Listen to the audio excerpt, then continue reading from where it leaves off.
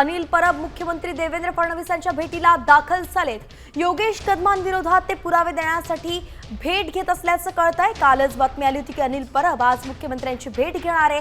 त्यानुसार त्यांनी वेळ देखील मागितला होता आणि त्यानुसार आता योगेश कदमांच्या विरोधात पुरावे देण्यासाठी अनिल परब मुख्यमंत्री देवेंद्र फडणवीसांच्या भेटीसाठी दाखल झाले आहेत।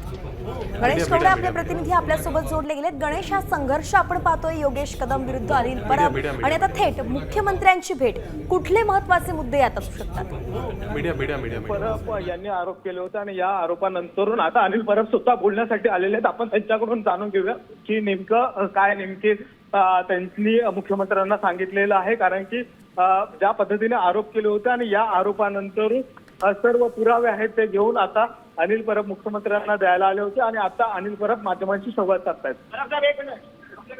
परब साहेब, तुम्ही धन्यवाद गणेश, अगदी सविस्तर अपडेट आपण दिली। एकंदरीतच काय पुरावे नेमकं दिले जातात हे पाहावं लागणार आहे आणि या भेटीनंतर ते माध्यमांशी संवाद साधतात का याकडे सगळ्यांचं लक्ष असेल।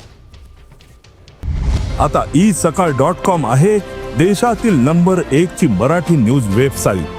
प्रत्येक अपडेटसाठी isakal.com ला नक्की भेट द्या।